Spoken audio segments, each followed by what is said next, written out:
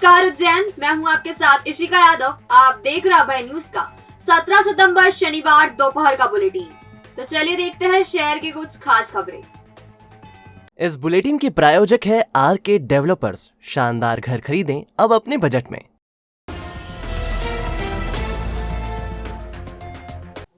नागजिला स्थित बिंदल पोहा फैक्ट्री में शुक्रवार देर रात शाम लगी भीषण आग ने 3 जिंदगियों को खाक कर दिया। वहीं एक महिला बुरी तरह घायल है, जिसका इलाज किया जा रहा है। शनिवार सुबह मृतकों के परिजनों ने नागजिरी में उद्योगपुरी के सामने धरना प्रदर्शन किया। वे वाहनों में रखकर शव भी लाए थे और कहा कि जब तक आर्थिक सहायता नहीं मिलती प्रदर्शन जारी रहेगा। प्रदर्शन के चलते दोनों ओर वाहनों की कतार लग गई और लोग परेशान होते रहे। सूचना पर एसडीएम और सीएसपी भी मौके पर पहुंचे और आर्थिक सहायता तुरंत दिलवाने का आश्वासन दिया, जिसके बाद धरना समाप्त कर दिया गया। दरअसल शनिवार दोपहर हुए इस प्रदर्शन में शहर कांग्रेस कमेटी अध्यक्ष रवि भदौरिया भी पहुंच गए और नारेबाजी कर रहे लोगों का साथ देते हुए आवाज बुलंद की। मजदूरों को न्याय दो, न्याय दो, न्याय दो। हंगामे की सूचना पर एसडीएम जगदीश मेहरे और सीएसपी विनोद कुमार मीणा मौके पर पहुंचे और प्रदर्शनकारियों को समझाने का प्रयास किया, लेकिन वे पोहा फैक्ट्री मालिक को मौके पर बुलाने के लिए अड़े रहे।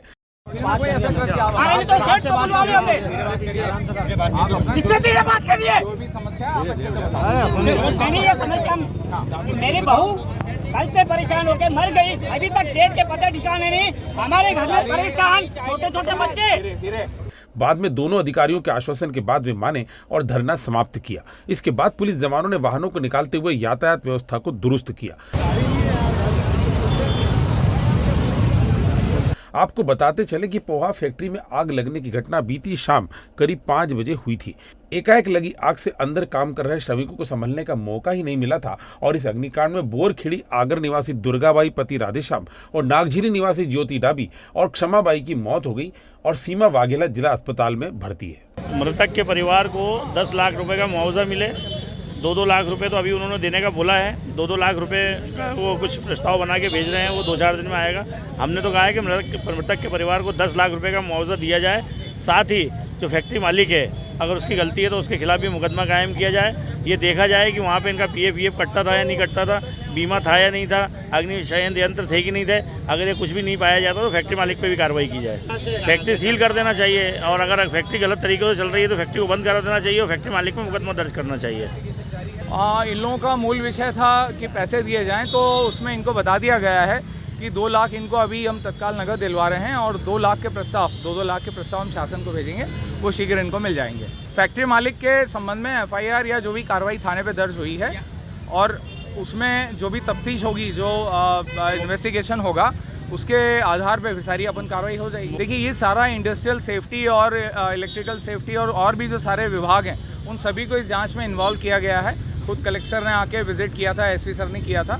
तो आप लोगों को ये मैं बताना चाहता हूँ कि प्रॉपर उसकी जांच होने के पश्चात विधिवत कार्रवाई उस पर हो जाएगी। देखिए, जो भी एविडेंस है, जो भी फैक्ट है, जो भी एविडेंस है, इसमें तथ्य निकल के आएंगे। जैसे कि एसडीएम साहब ने बताया कि हम इसमें सारे डिपार्टमेंट इन्वॉल्व कर रहे हैं, जैसे electricity department, fire safety department. तो उनसे जो भी लैप्सेस आएंगे, जैसे फायर सेफ्टी नहीं था, इलेक्ट्रिसिटी में कोई दिक्कत था, सारे फैक्ट्स लेके वो कार्रवाई होगी। चाहे वो ओनर हो, चाहे वो मैनेजर हो, कोई भी हो, जो भी है सबको आरोपी बनाया जाएगा, सबके खिलाफ फेयरली इन्वेस्टिगेशन होगा। मवेशी चराकर घर लौट रहे एक युवक को अज्ञात वाहन ने टक्कर मार दी। हादसे में युवक बुरी तरह घायल हुआ है। उसे उपचार के लिए अस्पताल में भर्ती कराया गया है। नरवर का रहने वाला 21 साल का राजपिता विजय सिंह शुक्रवार को मवेशी चराने के लिए जंगल की तरफ गया था। यहाँ से मवेशी चराने के बाद वो शाम को 4:30 बजे घर लौट रहा था। इसी दौरान एक तेज रफ्तार बाइक सवार ने उसे पीछे से जोरदार टक्कर मार दी। हादसे में राज बुरी तरह से घायल हो गया। राज को घायल हालत में छोड़कर वाहन चालक भाग गया। उसे अन्य लोग उपचार के लिए नरवर प्राथमिक स्वास्थ्य केंद्र ले गए। यहाँ से राज को उपचार के लिए जिला अस्पताल लाया गया। हादसे के संबंध में राज ने बताया, मैं नॉर्मली अपने गायों को लेकर इधर अपने पुलिया तरफ जा रहा था, मेरे घर तरफ। तभी पीछे से बाइक वाले आके मुझे ठोक गया। इतने मेरी आंखें झपका गई, मेरा अंधेरा छा गया ना। इतने में फिर पब्लिक इकट्ठा हुई, तब मेरी आंखें खुली और मुझे पता चला कि मेरे साथ हादसा हो गया और मेरे इतनी चोट आई। फिर मेरी माताजी ने मुझे उठाकर बगल के नरवल के सरकारी हॉस्पिटल में भर्ती करा। फिर वहाँ से मुझे यहाँ पे ट्रांसफ़र किया गया एम्बुलेंस द्वारा। आपका नाम बताइए। राज पवार। पुलिस ने अज्ञात वाहन चालक के खिलाफ प्रकरण दर्ज कर लिया है और उसकी तलाश की जा रही है। कांकरिया चांद में काली सिंध नदी में 2 पहिया वाहन मिलने से सनसनी फैल गई। स्थानीय प्रशासनिक अमला मौके पर पहुंचा और प्रारंभिक जांच में पता चला कि वाहन चालक सुरक्षित है। वाहन चालक 25 साल का सुनील गुर्जर पिता नागूलाल का वाहन नदी में बह गया था। हालांकि सुनील सुरक्षित था और वह घर भी चला गया था। भाई गोविंद के अनुसार सुनील आगर से ग्राम नाग बुराड़िया तहसील घटिया जा रहा था। छोटी काली सिंध नदी में कांकरिया चांद के पास पानी अधिक होने से उसकी बाइक फिसलकर बह गई। घटना की जानकारी लगते ही मौके पर तहसीलदार डी.के. वर्मा, थाना प्रभारी भीम सिंह पटेल, उप निरीक्षक बाबूलाल चौधरी सहित पत्रकार मौके पर पहुंचे। तब तक युवक नदी से निकलकर सुरक्षित घर पहुंच गया था। उज्जैन का इस्कॉन मंदिर अपने अधिष्ठाता भक्ति चारू जी का जन्मोत्सव धूमधाम से मना रहा है। 4 दिवसीय कार्यक्रम इस दौरान किए जा रहे हैं। शील प्रभुपाद मेमोरियल स्मृति उत्सव के अंतर्गत इस्कॉन मंदिर में 16 सितंबर से अंतर्राष्ट्रीय पवित्र नाम सप्ताह हरे कृष्णा महामंत्र कार्यक्रम आयोजित किया जा रहा है। 2 सत्रों में रोजाना महामंत्र का जाप किया जा रहा है। 17 सितंबर को भक्ति चारू जी महाराज का जन्मोत्सव भी है। इसी वजह से इस्कॉन मंदिर में 4 दिवसीय उत्सव मनाया जा रहा है। उत्सव के लिए इस्कॉन मंदिर में विशेष साज सज्जा की गई है। प्रवचन हॉल को विशेष तौर पर सजाया गया है। इस संबंध में इस्कॉन पीआरओ राघव पंडित दास ने बताया, 16 तारीख से इस्कॉन का जो अंतर्राष्ट्रीय पवित्र नाम सप्ताह हरे कृष्ण महामंत्र का जो सप्ताह है वो आरंभ हो रहा है। तो उसके लिए एक विशाल नगर संकीर्तन का आयोजन कोठी रोड पर किया जा रहा है। प्रतिदिन यहाँ पर सुबह और दोपहर 2 सत्र हो रहे हैं। सुबह का सत्र 10 से 1 बजे और शाम का सत्र 5 से 9 बजे तक हो रहा है, जिसमें सभी बाहर से करीबन विदेशी जो बड़े बड़े हमारे इस्कॉन के सन्यासी हैं, संत हैं, वे भी आए हैं और अपने गुरुदेव प्रभुपाद जी को अपनी विनम्र श्रद्धांजलि अर्पित कर रहे हैं, उनकी महिमा का वर्णन कर रहे हैं। 17 को गुरु जी का करेंगे।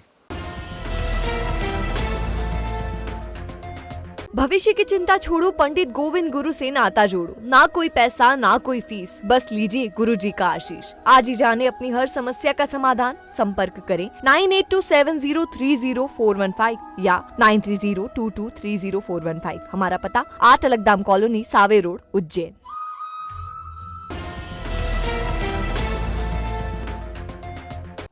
जिला अस्पताल में शनिवार सुबह कुछ बदला सा नजारा दिखा। जहां अमूमन मरीजों और उनके परिजनों की आपाधापी नजर आती थी, वहां मंत्र गूंज रहे थे।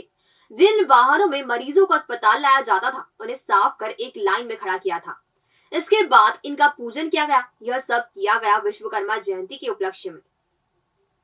दरअसल विश्वकर्मा जयंती पर शनिवार को मरीजों का जीवन बचाने में महत्वपूर्ण भूमिका निभाने वाले जिले में संचालित 108 संजीवनी एम्बुलेंस और जननी एक्सप्रेस वाहनों की जिला अस्पताल में पूजा की गई। एक ओर जहां पंडित मंत्र पढ़ रहे थे, तो दूसरी ओर सीएमएचओ डॉक्टर संजय शर्मा एवं स्टाफ ने वाहनों पर स्वास्तिक बनाकर हार पहनाया और फिर मिठाई वितरित की। आज विश्वकर्मा जयंती है, उस उपलक्ष्य में जिले में संचालित 108 एम्बुलेंस और जननी एक्सप्रेस इनके पूजन का कार्यक्रम जिला संयोजक के द्वारा रखा गया था। उस अवसर पर विश्वकर्मा जयंती के अवसर पर वाहनों की पूजा की गई।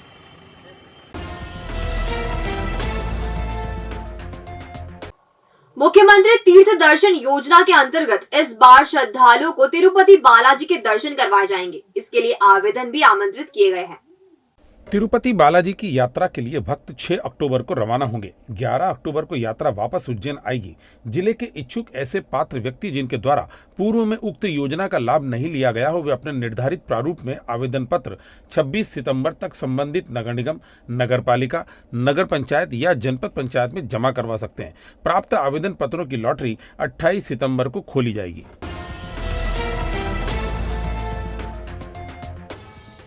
तो आपने देखा हमारा बुलेटिन। ये आपको कैसा लगा, इसका फीडबैक हमें हमारे कमेंट सेक्शन में जरूर दीजिएगा। कल फिर मुलाकात होगी नए बुलेटिन के साथ। नमस्कार।